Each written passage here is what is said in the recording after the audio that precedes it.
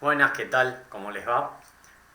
Imagino que cuarenteneando como casi toda la humanidad, casi toda la humanidad que está en este planeta, y ni ustedes ni yo podemos escapar de eso, pero sí podemos paliar un poco la situación. Así que bueno, vamos a continuar con la cátedra de sistemas digitales y hoy nos va a tocar ver diagrama o mapa de Carnot. Entonces, el diagrama de Carnot es un método para simplificar expresiones lógicas. Eh, Vimos ya álgebra de Boole, que sería la teoría, las propiedades de esta matemática discreta.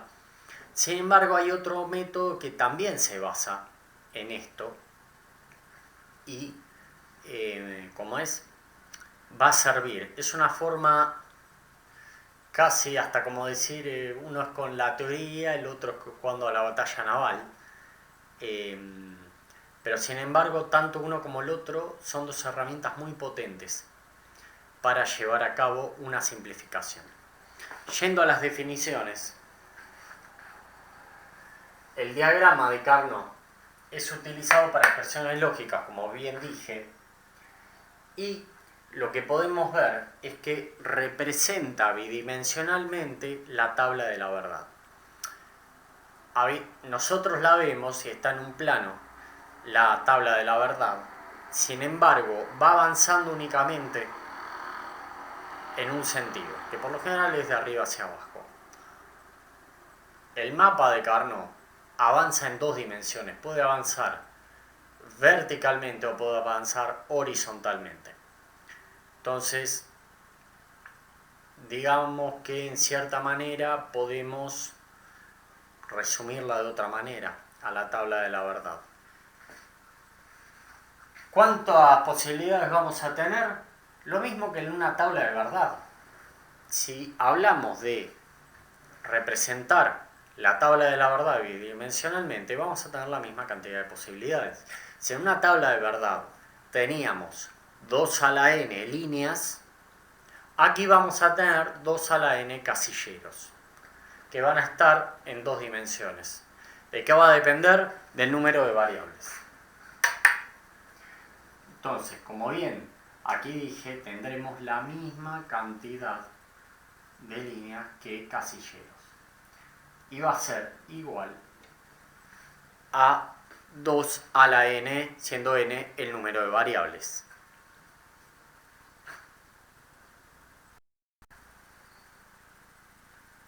Bueno, algo que es muy importante. Para la utilización del mapa de Carnot, yo debo tener mi expresión en forma canónica. ¿Qué quiero decir? Que yo debo tener en cada término o en cada factor todas las variables presentes. En particular, yo voy a estar utilizando la primera forma canónica, pero se puede utilizar la segunda. O sea, recordemos el tema anterior visto, podemos pasar de una a la otra. Si yo no tengo mi expresión en forma canónica, debo convertirla. Lo que antes veíamos de ejercicio aquí se vuelve una necesidad. Si yo no tengo forma canónica y quiero utilizar mapa de Carnot, debo convertir la expresión como tal. Es un método sistemático para simplificar expresiones lógicas o expresiones booleanas. Tenemos que utilizar un método que nos va a permitir hacer las respectivas simplificaciones. Y nos va a permitir llegar a la mínima expresión posible. Si tuviéramos el caso que pudiéramos seguir simplificando por álgebra de Boole, con las propiedades del álgebra de Boole, el método está incompleto. ¿Qué significa? ¿Falló el método? No, fallamos nosotros. Hubo algo que no nos dimos cuenta y se podía hacer. Y es lo que vamos a ver a continuación.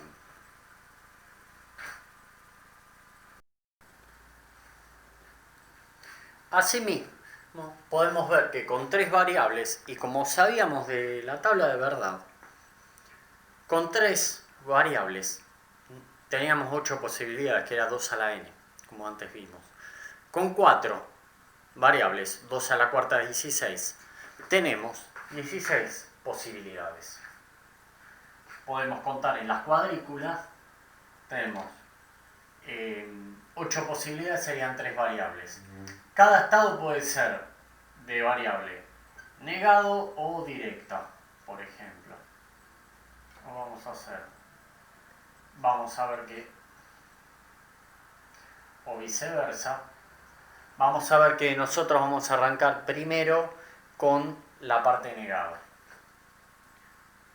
En cambio, acá sería BA, todo negado, BA, y así vamos a ir alternando todas las negaciones en un orden determinado que no va a responder al de la tabla de la verdad. Después ahora en breve lo vamos a ver. Pero entonces, para cada variable vamos a tener, para cada término vamos a tener un lugar. Lo mismo acá, que vamos a tener, ¿cómo es? A ver cómo se posiciona, que es de una manera específica y muy particular.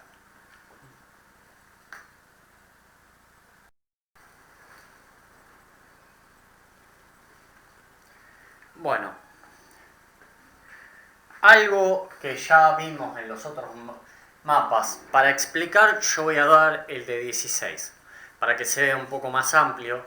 Yo no me voy a ir más de 4 variables, de 16 opciones. Hay que se pueden hacer mapas de más variables. Allí lo que tenemos que ir haciendo es colocar varios mapas asociados a la vez. El propósito de aquí es que sepan de qué se trata la herramienta, no que lo utilicen como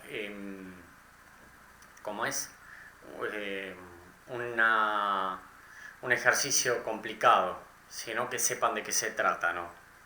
Entonces, primero, para posicionar las respectivas variables, yo debo colocar juntas las variables que sean consecutivas en peso. Según la regla que tomamos de que A sea la de menor peso, entonces A estará con B, D estará con C. En el caso que tengamos tres variables, vamos a asociar A con B siempre, B con A. C quedará colgada como vimos en un ejemplo anterior, si no D con C.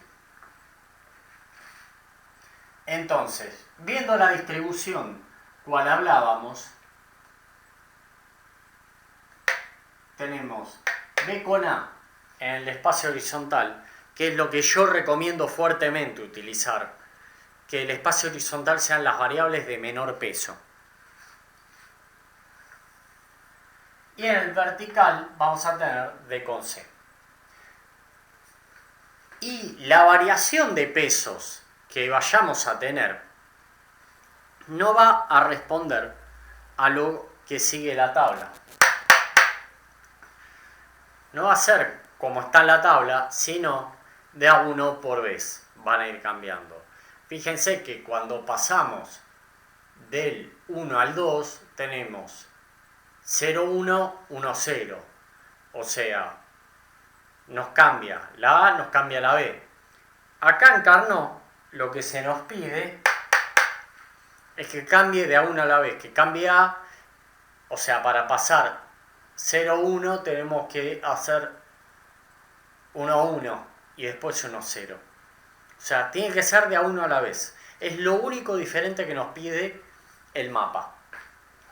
Entonces, viendo la distribución como quedó en este caso, vamos a tener las 4 posibilidades de BA, vamos a tener las 4 posibilidades de DC. Sin embargo, lo que nosotros nos vamos a esperar es 0, 1, 0, 0, 0, 1, 1, 0, 1, 1. Bueno, en este caso, para que se logre la bidimensionalidad y la adyacencia, que va a ser un tema que siga, tenemos que ir de una a la vez. 0, 1, 0, 0, 0, 1, 1, 1, que es aquí, en estas dos celdas, donde se da la diferencia.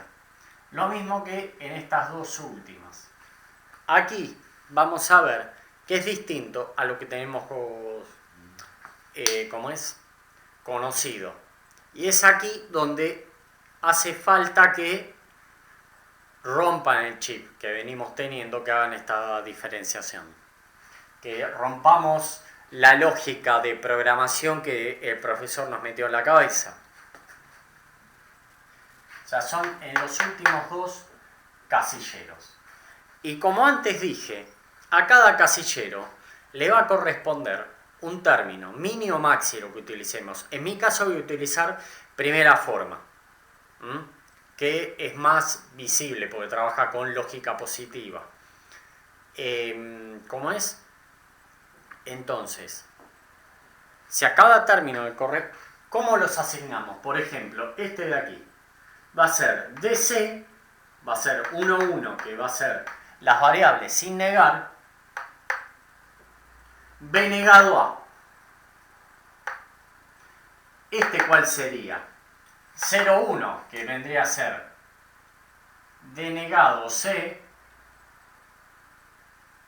BA. Ambas variables sin negar. Y vemos que acá hay 16 casilleros, que son las 16 posibles combinaciones que tenemos con 4 variables. Entonces, vamos a ver que llegamos a partir de una especie de coordenadas, como es un mapa, por eso le decimos mapa o también diagrama. A partir de allí llegamos con una determinada coordenada. Podemos establecer como que DC sería la longitud o BA sería la longitud, DC serían las latitudes, y allí podemos ubicar cada mini término. Y ahí vamos a ver cómo le colocamos el peso a cada mini término.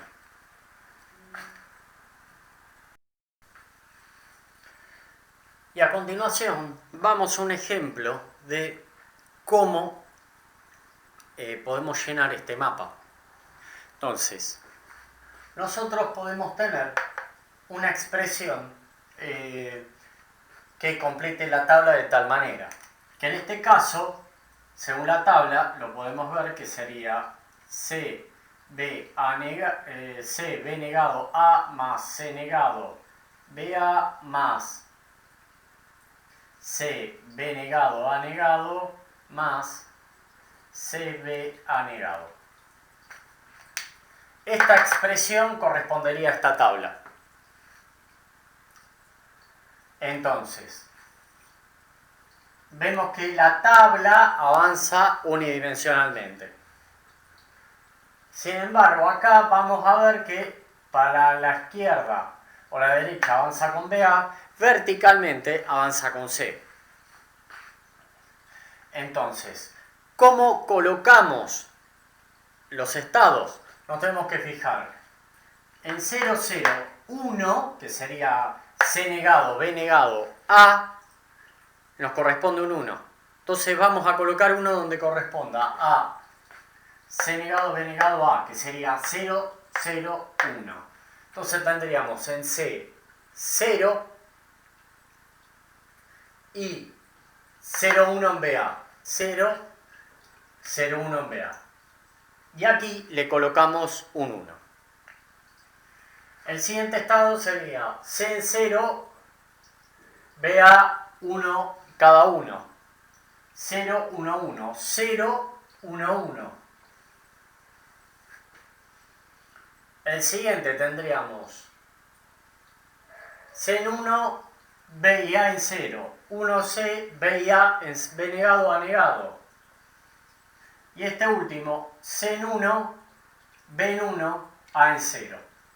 C en 1, B en 1, A en 0. Entonces, al lugar que le corresponda a 1 le colocamos 1. Y los ceros, la verdad que no hace falta, porque nos pueden llegar a complicar. Si queremos podemos hacer por el lado de los ceros. Es igualmente válido. Yo coloco 1 en los casilleros que le corresponda según la combinatoria. Podríamos hacerlo con los unos. Esto no es problema. Si los casilleros que llevan 1 los llamamos implicantes.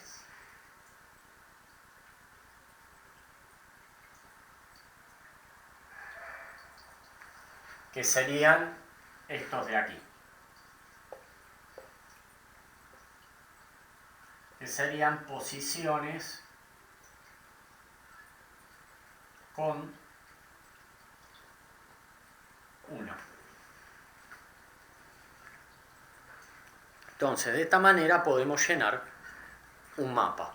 Si tuviéramos 16 posiciones, tendríamos 8 posiciones más a continuación. ¿Cómo se llenan? De la misma manera.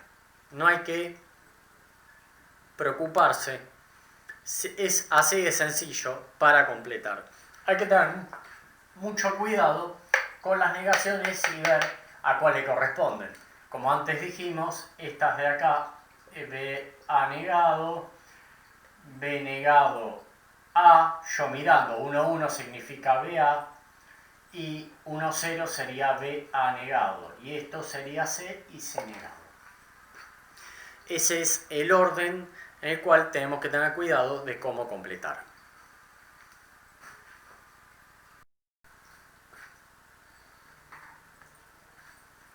Bueno, para seguir hablando del mapa de Carnot tenemos que hablar de adyacencia de celdas. ¿Qué es esto? Tenemos que hablar que la adyacencia se describe cuando tenemos entre celdas un único cambio de variables. Entonces, podemos ver que esta con esta es adyacente, sí, porque lo vamos a ver físicamente, que es una celda es adyacente a otra cuando se encuentra inmediata por alguno de sus lados. O sea, es adyacente cuando comparte algún lado, o puede ser este o este. Entonces, pero también lo podemos ver algebraicamente, que es cuando tenemos un único cambio de variables. Te habíamos dicho que se tiene que acomodar el peso de las variables conservando un único cambio de peso en cada variable. Entonces, podemos ver esta roja.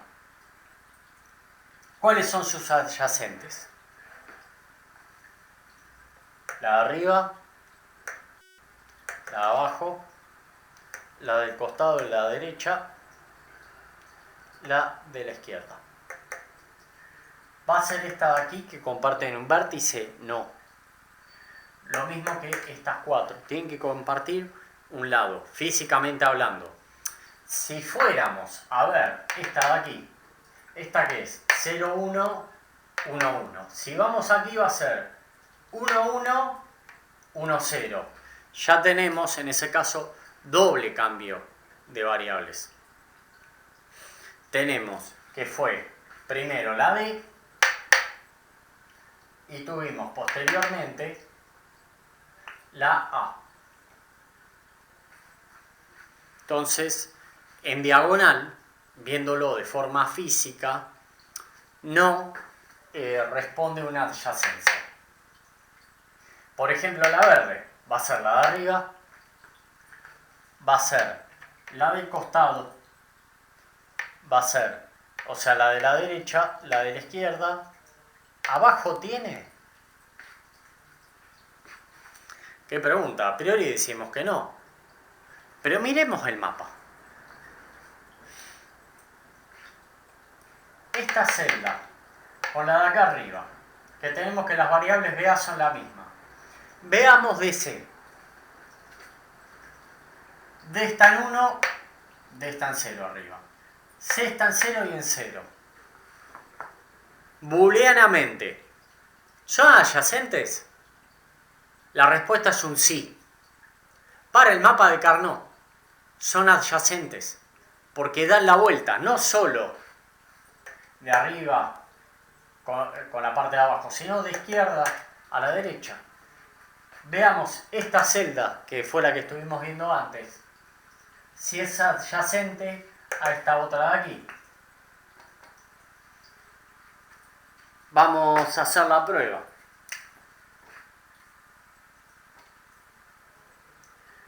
¿Esto qué sería?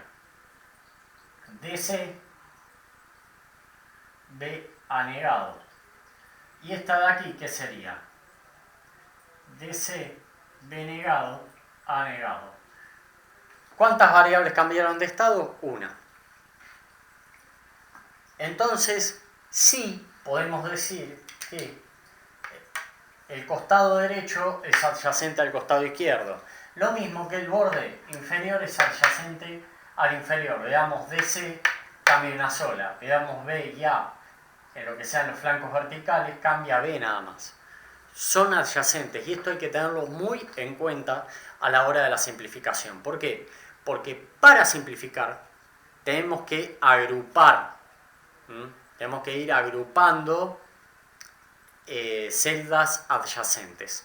Ya lo vamos a ver. Entonces, esta de aquí tiene adyacencia con la del otro extremo, con la de arriba, con la de abajo y con la de este costado. Y es algo que nos cuesta al principio, pero tenemos que pensar el mapa como una especie de esfera. Que está, o sea, lo que tenemos delante no está conectado con lo que está atrás. Y eso lo vamos a ver seguidamente.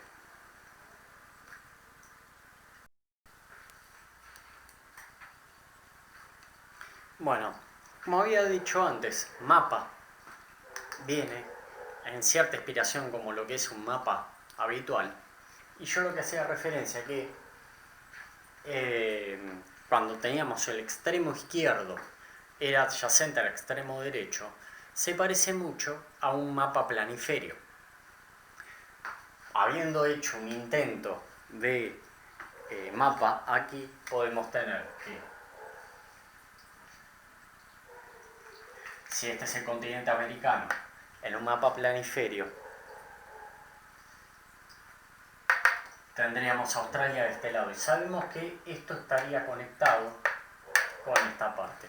Al menos el extremo derecho con el izquierdo. La parte vertical, la parte superior con la inferior, no sería así, pero bueno, eso es por una cuestión de cómo está confeccionado. Pero lo que tiene que quedar en claro es que todas las celdas de un mapa de Carnot pueden agruparse con las vecinas adyacentes, que sea que físicamente compartan un lado o bien que la diferencia de pesos de una y otro sea solamente con una variable.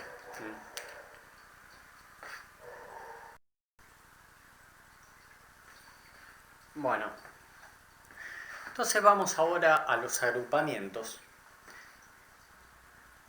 Y tenemos que tener en cuenta que tenemos que agrupar la mayor cantidad de implicantes posibles en un grupo, pero tienen que respetar ciertas reglas. Por ejemplo, que tenemos que agrupar de 2 a la n. O sea, podemos agrupar 1, sí, pues 2 a la 0 es 1. O sea que sería 0, 1, 2, 4. 0 no, perdón. 2 a la 0 sería 1. 2 a la 1, 2. O sea, sería, que acá lo escribí, 1, 2, 4, 8, 16, que sería el máximo en nuestros casos. Podemos agrupar 6 y no es una variable que esté entre 2 a la n. ¿Podemos agrupar 7? Tampoco. 12 tampoco. Tiene que ser 1, 2, o 4, u 8, o 16. Entonces, por ejemplo, en un caso que tuviéramos estos 4 verticales, son adyacentes. Vamos a borrar este caso de aquí. ¿Por qué? 1, 2, 3, 4. ¿Se puede? Sí. Pero acá tenemos que hay una quinta, un quinto implicante adyacente. Bueno, no vamos a poder. Entonces, pero tenemos que ver que tal vez nos quedan algunos sueltos. ¿Qué problema? Entonces, ese quedará suelto. Entonces, hay una serie de reglas para agrupar, que es lo que tenemos que ver a continuación.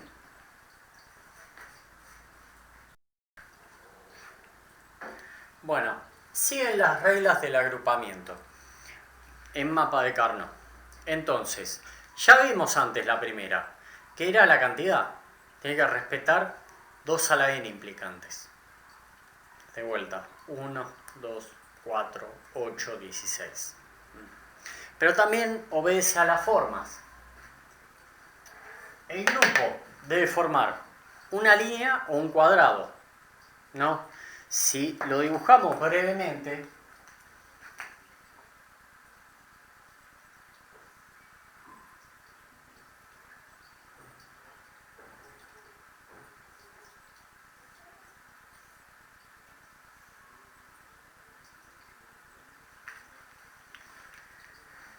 mi agrupamiento, si es una línea, puede ser así. Si es un cuadrado, puede ser una forma tal que sea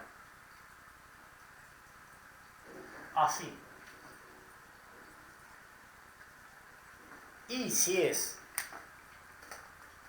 un rectángulo, siendo 8, puede quedar de esta manera.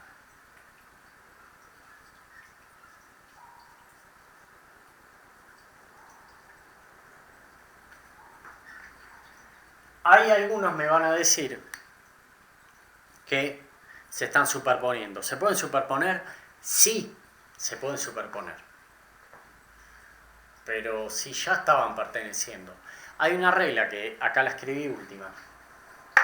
Puedo superponer. Vamos a volver a dibujarlos.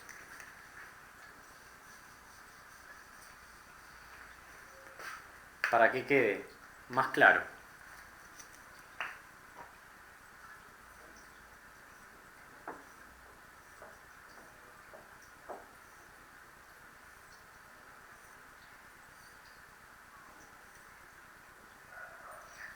Supongamos que tenemos esta cantidad.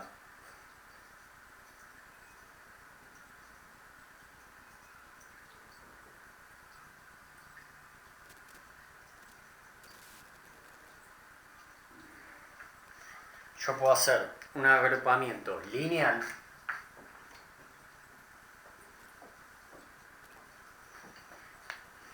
puedo hacer otro agrupamiento rectangular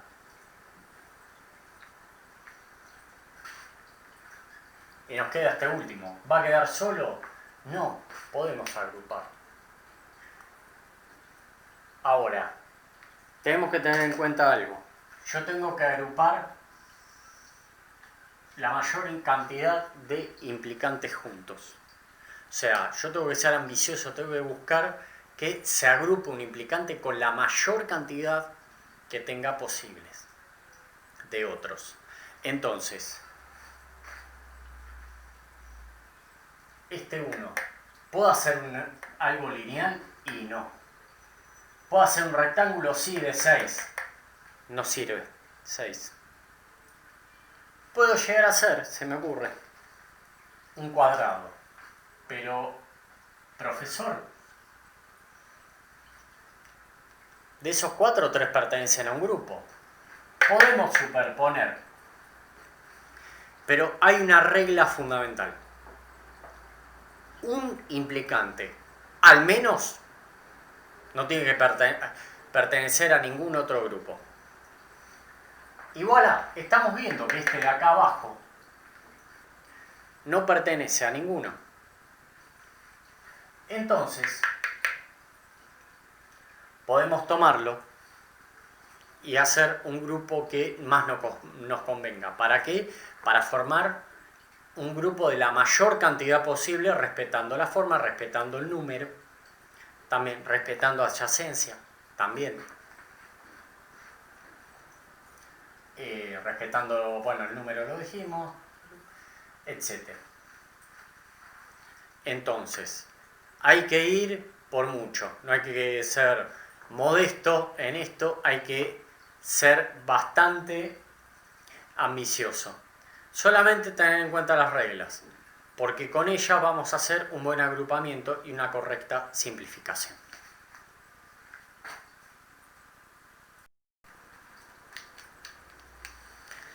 Bueno, vamos con un ejemplo.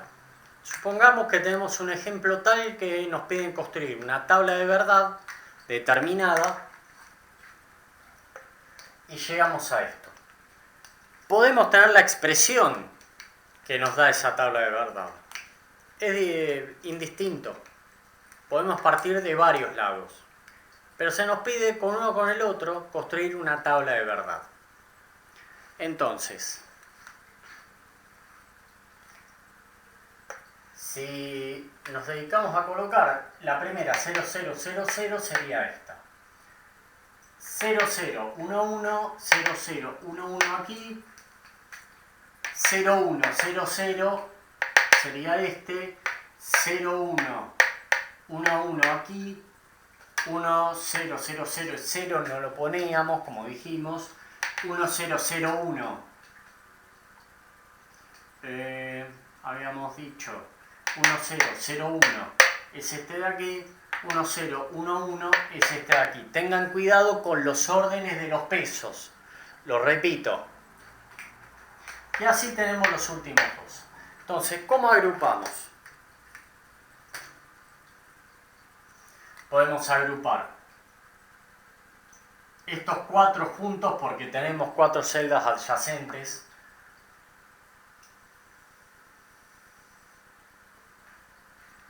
Podemos agrupar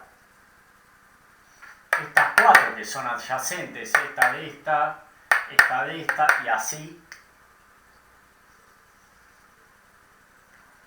Podemos agrupar también estas dos de A2,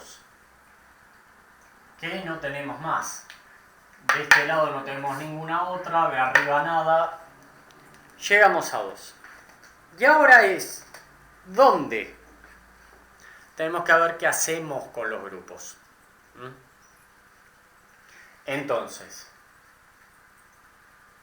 vamos por lo más sencillo, que es el grupo de A2. Aquí que tenemos que ver, ¿cuáles son las variables que no cambian el estado? Esas son las variables que van a quedar. Las otras las sacamos. Es ahí donde viene la simplificación. Entonces, vea cómo están estos dos estados. Está igual. Entonces,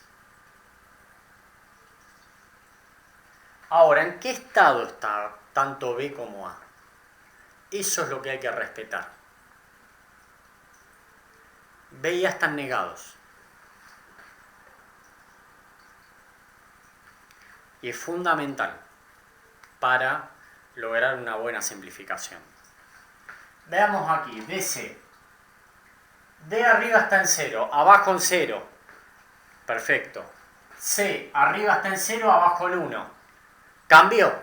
Entonces, ¿qué hacemos? La C la sacamos. No va. La D queda. ¿Y en qué estado estaba?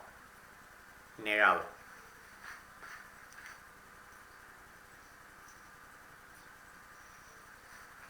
esa simplificación se logra con un grupo de 2 que vimos. Vamos a la otra.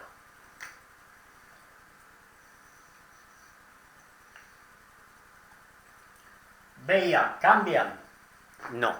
¿En qué estado están? Sin negar.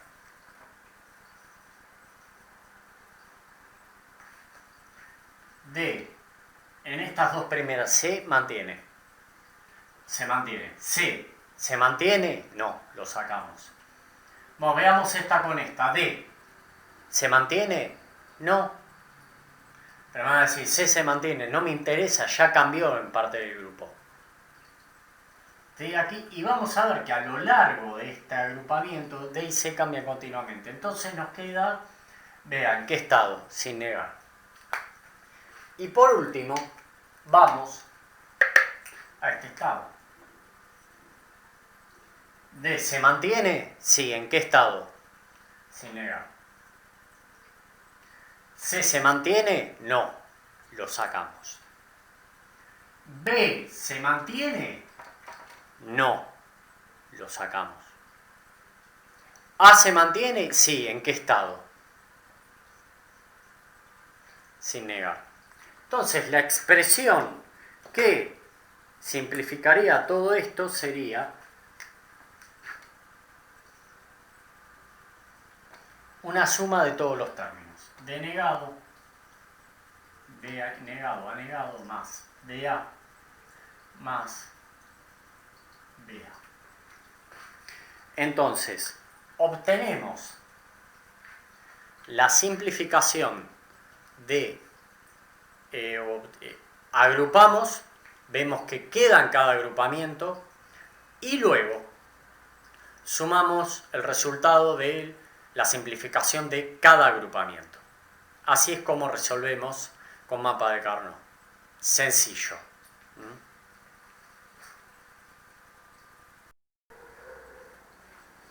Bueno, realicemos ahora algunos ejemplos, por lo menos de agrupación, para ver cómo es. Hay 3 más. Por ejemplo, tengo... En el mapa me queda esto. ¿Cómo podemos agrupar? Bueno, tenemos que buscar la mayor cantidad de implicantes juntos, respetando la forma, línea, cuadrado, rectángulo, respetando que deben quedar entre ellos algún implicante libre, que en este caso es solo para el ejemplo, celdas adyacentes. Entonces, tenemos estos dos de este lado y estos dos. ¿Agrupamos 2 y 2? No. Porque esta celda, esta y esta, son adyacentes. Entonces lo que podemos hacer es esto.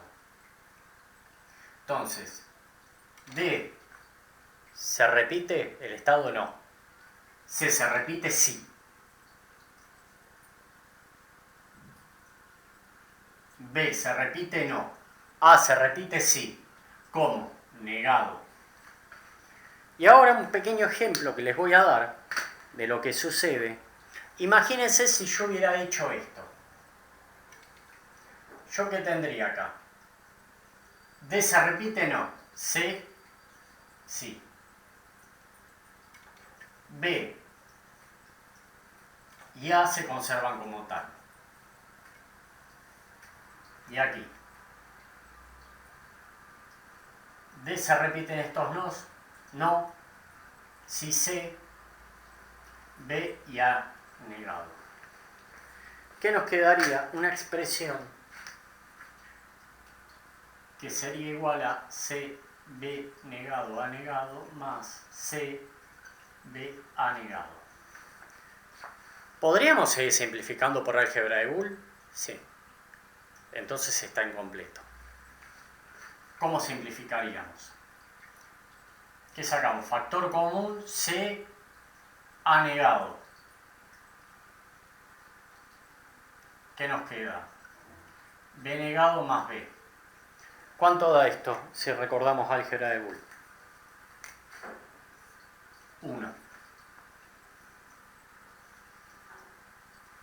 ¿qué nos queda? C por A negado por 1 es igual a CA. Ni más ni menos que esto. Entonces tenemos que buscar siempre la mayor cantidad de implicantes juntos, respetando las reglas. Cuanto más grande es el implicante, más grande es la simplificación.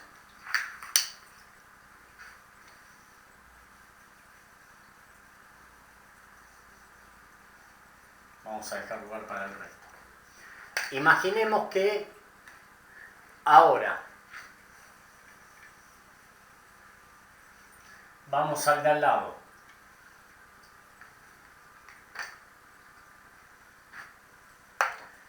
Parece que nos quedan 4 separados, ¿no? No, no es así. Esta celda, ¿con cuál es adyacente? Con esta. ¿Tiene otra adyacencia? Sí. Con esta de aquí.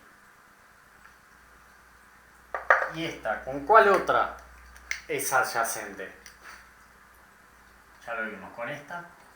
Puede ser con la que está en el otro extremo. ¿Es adyacente con esta? No. No comparte lado, comparte vértice. No es adyacente. Y esta a su vez es con esta y así.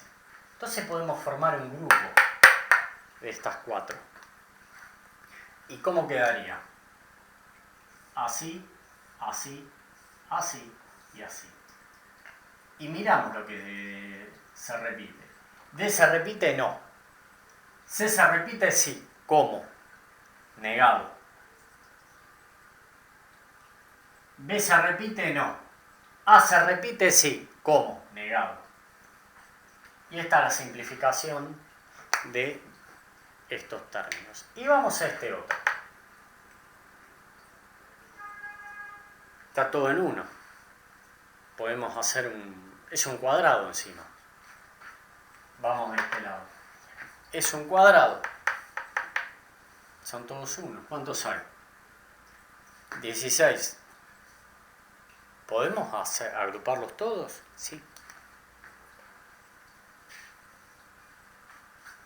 Y ahora, D se repite, no. C se repite, no. B se repite, no. A se repite, no. ¿Y qué queda acá? 0, no. La simplificación de esto es 1. Ni más ni menos.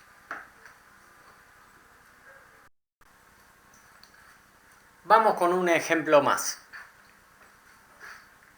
Por ejemplo, una expresión lógica que nos dé agrupamientos de este tipo. Entonces, si nos fijamos, nos va a quedar algo. Por ejemplo, vamos a sacar esto, así queda más atractivo. Tenemos 8. ¿Podemos agrupar los 8? Sí. ¿Son rectángulos, cuadrados? No. No es. Entonces tenemos que formar varios grupos que se pueden superponer, pero manteniendo la regla que una implicante del agrupamiento no debe tener grupo previo. Entonces, ¿qué podemos hacer? Estos 4 podemos tomar estos 4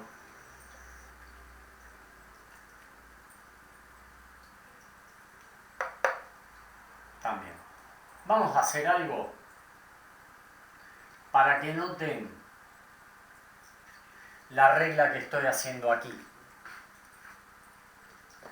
y justamente que les quede más claro aún. Vamos a volver a hacer esto. Entonces, tenemos aquí un grupo. Estos 2, de a 3 lo podemos agrupar, no. De a 4 tampoco, tiene que ser de a 2.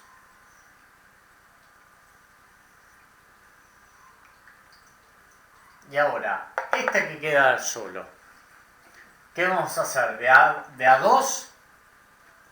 Sí, podríamos. Pero yo que dije, tenemos que buscar la mayor cantidad de implicantes de una vez de agrupar. Entonces, ¿podemos agrupar de a 4? Sí. ¿Podemos agrupar de a 8? No. Entonces, este queda así. Recordemos, un implicante del agrupamiento debe estar libre previamente. No tiene que pertenecer a ningún otro grupo. Si hubiera habido algo acá y yo lo hubiera puesto así, no sirve. Esto no serviría. ¿Por qué? Este sería válido. Pero ¿qué pasa? Este 1 ya está con varios. O sea, serviría este de acá arriba, pero no valdría el cuadrado. Entonces, vamos. D se repite. C no. D se repite. A no.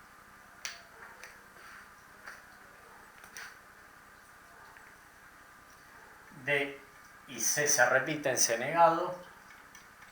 B no se repite, A sí. Vamos a este otro. D negado C, A se repite. Y nos queda este último que habíamos estado viendo. D no se repite, C sí. B se repite, A no. Entonces, ¿qué nos quedaría?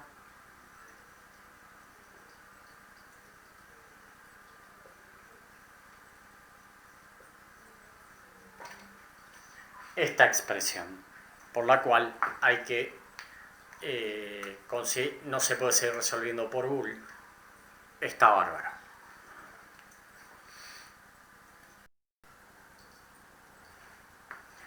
Por último, vamos a ver los términos don't care. Don't care en inglés es no importa. Entonces, son valores, son términos, mini términos o maxi términos que no tienen un valor asignado. Puede ocurrir que sea porque nunca se hayan utilizado, nunca se vayan a utilizar. ¿Por qué? Porque el programa o el circuito nunca va a estar en esa posición. Se lo diseñó para que nunca esté. Por ejemplo, un contador binario decimal que necesita 4 bits, del 10 al 15, nunca los va a usar, por ejemplo. Entonces, como dijimos, nunca se puede, quizás se utilice. Y la ventaja de estos términos es que uno le puede dar el valor que uno desee, ¿no? No va a afectar al circuito o a la lógica de programación. Sí nos puede ayudar a simplificar.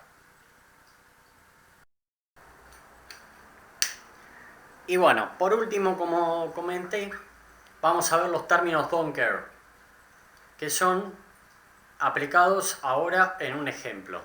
Por ejemplo, tendríamos en un contador binario decimal, tenemos utilizando hasta la posición 9. En la posición 10 a la 15 nunca vamos a pasar. ¿Por qué? Pues en un contador binario decimal no utilizamos a partir de la décima posición. Entonces, acá le podemos colocar el término don't care, que sería una X. ¿Qué valor le asignamos? El que nos convenga. Y lo vamos a ver en un mapa de Carnot. Estas cruces azules son los términos don't care. ¿Y qué nos conviene agrupar? La mayor cantidad de implicantes, que sea 1 y que sea 2 a la n. Entonces, por ejemplo, aquí podemos agrupar todo esto. ¿Esto qué nos daría? Esto sería 1, 1, 1, 0. Nos daría D y nada más. Podemos tomar también, aquí los tomamos como 1. Aquí los podemos tomar también de vuelta como 1. Los tomamos. Si los tomamos a ciertos implicantes como 1, siempre a esos como 1. Aquí también tendríamos C1, B. Aquí tendríamos que tomarlo solo y aquí de a 2. Este sería denegado. O lo podemos tomar mejor así. Entonces, ¿qué tendríamos? C negado, B negado, A. O podríamos tomar también estos